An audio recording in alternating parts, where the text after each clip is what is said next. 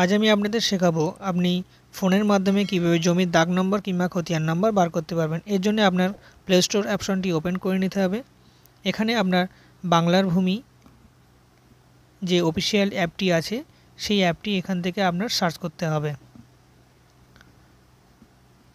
Search করার পরে আপনার যে প্রথম যে অপশানটি দেখতে পাচ্ছেন এই অপশানটি আপনার ওকে করে বাংলার ভূমি যে অফিসিয়াল অ্যাপ এটিকে আপনার ইনস্টল করে নিতে হবে।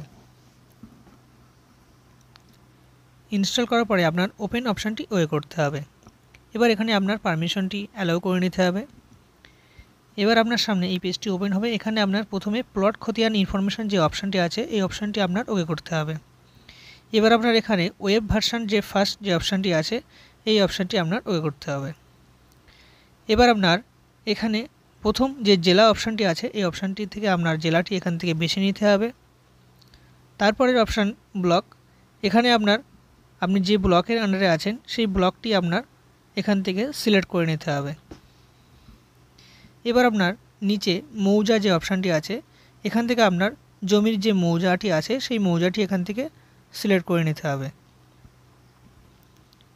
সিলেক্ট করে নেওয়ার পরে আপনার নিচে যে সাবমিট অপশানটি আছে এই অপশানটি আপনার ওকে করতে হবে। এখানে আপনার খতিয়ান সিলেক্ট থাকবে। আপনি যদি দাগ বার করতে চান তাহলে দাগটিও সিলেক্ট করতে পারবেন। আমি এখানে খতিয়ানটি লিখে এখানে সার্চ করলাম। এখানে দেখতে পাবেন আপনার জমির ফুল ডিটেলস এখানে দেখা যাবে। আপনি চাইলে এটি সেভ করতে পারবেন। সেভ করার জন্য নিচের অপশানটি ওই করলেই আপনার সামনে একটি অ্যাড ওপেন হবে। এই অ্যাডটি আপনি কেটে দেবেন। এখান থেকে দেখতে পাবেন যে আপনার জমির তথ্যটি এখানে সেভ হয়ে গেছে। আপনি চাইলে এটি অন্য কারো কাছে শেয়ার করতে পারবেন। শেয়ার করার জন্য আপনি হোয়াটসঅ্যাপ কিংবা গুগল ড্রাইভ এখান থেকে বেছে নিতে পারবেন। আমি এখানে হোয়াটসঅ্যাপটি সিলেক্ট করলাম। সিলেক্ট করার পরে এখান থেকে আপনি নিকটস্থ কারো কাছে ফাইলটিকে সেন্ড করে রাখতে পারবেন।